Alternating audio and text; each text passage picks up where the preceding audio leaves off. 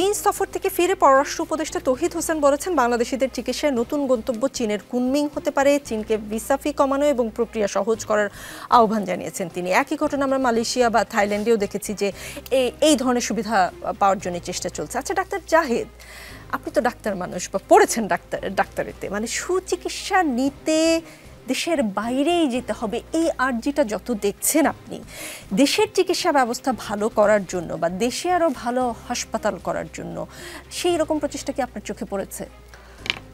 Nicole, আমি ডাক্তারদেরকে সমর্থন করছি না, কিন্তু একটা কথা একটু বলতেই হয়। সেটা হচ্ছে, যদি এটা হতো বাংলাদেশের বিচার মালয়েশিয়াতে গেলে ভালো পাওয়া যাবে, মানুষ বিচারের জন্য মালয়েশিয়া যেত।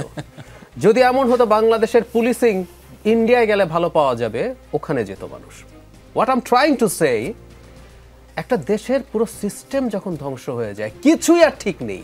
আমি একটু বলেই ফেলি, আমাদের ধর্মগুরুরা ওয়াজের নামে মাহফিল করে। আপনি কিছু মাহফিল একটু দেখবেন, আমাদের কিছু আই এম নট জেনারেলাইজিং, সবার কথা বলছি না, কিন্তু কিছু মানুষ ওখানে কি করে দেখবেন, যেখানে ধর্মের কথা বলা হচ্ছে বলে বলা হয়।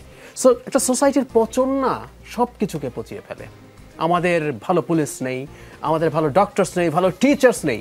আপনি যান, ক্লাসে পড়াচ্ছে না, বাসায় আসো, বাসায় আসলেও যে ভালো পড়ানো হচ্ছে, নট নেসেসারিলি। বাড়িতে গিয়ে আমাদের শেষ পর্যন্ত যে গ্র্যাজুয়েটস বেরোয় তাদের মান কি আসলে?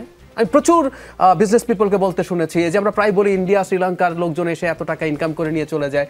আমার কাছে ব্যক্তিগতভাবে ব্যবসায়ী বলেছেন যে আমি বসে আছি বাংলাদেশিদেরকে চাকরি দেওয়ার জন্য, ওদের অর্ধেক টাকা দিলে ও খুশি হয়ে যাবে, কিন্তু আমি তো পাই না রিক্রুট করতে। সো আমাদের আসলে অ্যাজ এ হোল সব কিছু পচে গেছে, এটা হলো প্রাথমিক কথা। সুতরাং ওখানে বাংলাদেশের মানে চিকিৎসা ব্যবস্থা একটা আইসোলেটেড আইল্যান্ড হয়ে খুব চমৎকারভাবে চলবে, এটা হয় না। সুতরাং এই দায় কোনোভাবেই আমরা এটাকে দিতে পারি না। কিন্তু সমস্যাটা কি হয় সেটা বলতে পারি। দেখবেন পুলিশ আর ডাক্তার খুব সমস্যা লাগে আমাদের কাছে, কারণ ওদের কাছে আমরা ব্যক্তিগতভাবে যাই। আপনি ডাক্তারের কাছে যাচ্ছেন, কারণ পুলিশের কাছে যেতে না হলেও রাস্তায় দেখি, কিন্তু ডাক্তারের কাছে আমাদের যেতেই হয়। সো প্রবলেমটা আমরা দেখি, সেই কারণেই আসলে এটা এক্সপোজ হচ্ছে। আমি ব্যক্তিগতভাবে মনে করি সামষ্টিকভাবে একটা দেশে যদি সুশাসন তৈরি না হয়, কোনো কিছু আসলে কাজ করবে না। যদিও আমাদের অত্যন্ত ভালো মানের ট্রেন্ড ডক্টরস আছে, আমাদের ম্যানেজমেন্টের মেজর প্রবলেম আছে, সেটা ঠিক হলে সেটা বাংলাদেশেই আমাদের এই রোগীদের চিকিৎসা করা ভেরি মাচ পসিবল। প্রধান নির্বাচন কমিশনার এএমএম নাসির উদ্দিন বলেছেন নির্বাচন ব্যবস্থা সংস্কার কমিশনের সুপারিশে অনেকগুলো সুপারিশ আছে, যেগুলো বাস্তবায়িত হলে নির্বাচন কমিশনের স্বাধীনতা খর্ব হবে।